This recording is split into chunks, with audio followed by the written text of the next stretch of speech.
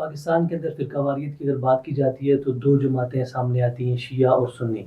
ایک طرف آپ متارک ہوتے ہیں اور ایک طرف وہ لوگ متارک ہوتے ہیں، اور یہ بات بھی کہی جاتی ہے جب شیعہ اوپر آتے ہیں تو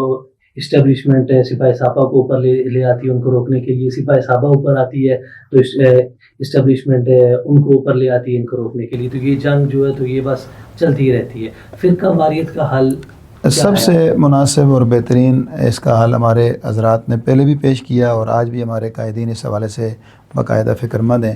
آج ہی سے جو ہمارا ناموس صحابہ اہل بیت ترمیمی بل ہے اس کا مطالعہ کیا جائے۔ اس میں جہاں صحابہ کرام کا ذکر ہے، خلفائے راشدین کا ذکر ہے، ازواج مطہرات کا ذکر ہے، بنات رسول کا ذکر ہے،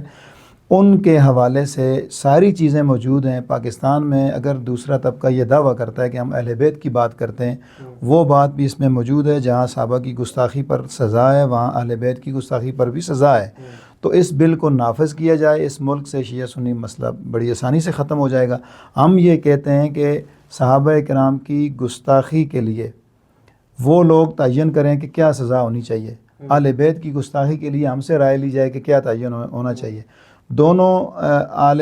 رسول، آل بیت رسول، اصحاب رسول کے حوالے سے سخت سے سخت سزا کا تعین کیا جائے۔ اور آج تک ہمارا یہ دعویٰ ہے کہ آج تک ہمارے اہل سنت کی طرف سے آل بیت رسول کی مقدس شخصیات کے عنوان پر رائے کے ذرے بار بھی گستاخی اگر کہیں ہوئی ہے تو اسے پیش کیا جائے۔ دوسری طرف کی ہزاروں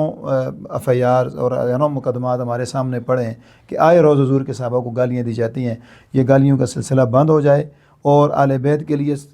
کے خلاف بات کرنے والے کے لیے سخت سے سخت قانون نافذ کیا جائے، اور سب سے پہلے اہل سنت سے اس پہ دستخط لیے جائیں تاکہ اس ملک میں نہ کوئی اہل بیت کی نہ کوئی صحابہ کرام کی گستاخی کر سکے۔